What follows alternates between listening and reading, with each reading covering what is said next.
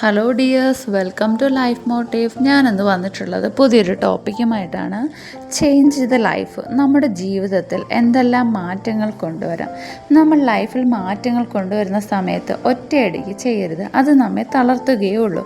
വളരെ ചെറിയ മാറ്റങ്ങൾ ലൈഫിൽ കൊണ്ടുവന്ന് അത് നിലനിർത്താൻ ശ്രമിക്കുക. അതിനായി ജേണൽസ് റെഡിയാക്കാം. വീക്ക്ലി ജേണൽ, മന്ത്ലി ജേണൽ ഒക്കെ റെഡിയാക്കാം. എത്ര വലിയ പ്രതിസന്ധി ഘട്ടത്തിലും നമ്മൾ എടുക്കുന്ന തീരുമാനങ്ങളോ നിലപാടുകളോ ആണ് ആ പ്രതിസന്ധിയെ പ്രശ്നമോ പരീക്ഷണമോ ആക്കി മാറ്റുന്നത്.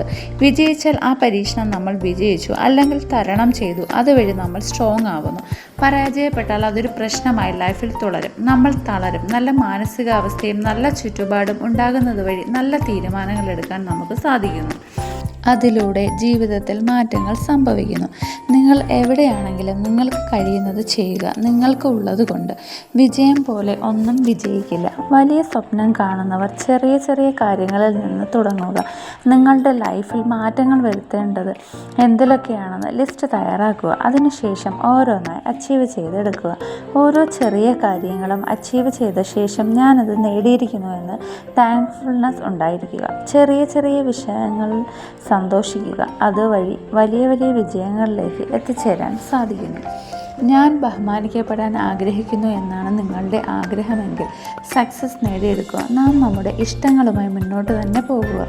സക്സസ് ആയാൽ മാത്രമേ റെസ്പെക്റ്റ് കിട്ടുകയുള്ളൂ. നമുക്ക് ബഹുമാനം തോന്നുന്ന കാര്യങ്ങൾ ചെയ്യുന്ന ആളുകളുടെ ലിസ്റ്റ് തയ്യാറാക്കാം. മടിച്ചിരിക്കാതെ, പരാതികൾ മാത്രം പറയാതെ ലക്ഷ്യത്തിലേക്കുള്ള പ്രവർത്തനം തുടരുക.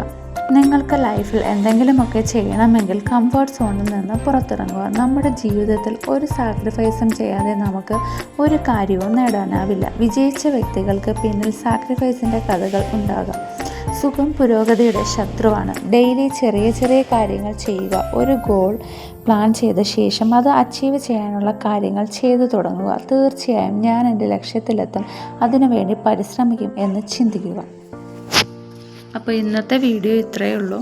എല്ലാവർക്കും ഈ വീഡിയോ ഇഷ്ടപ്പെട്ടു എന്ന് കരുതുന്നു. അപ്പോൾ ഇതുപോലുള്ള വീഡിയോസ് വീണ്ടും ചെയ്യാനായിട്ട് ചാനലൊന്ന് സബ്സ്ക്രൈബ് ചെയ്യണേ. അതുപോലെ തന്നെ കമൻറ്റ് ബോക്സിൽ കമൻറ്റും രേഖപ്പെടുത്തണേ. അപ്പോൾ എല്ലാവർക്കും താങ്ക് യു ഫോർ വാച്ചിങ്.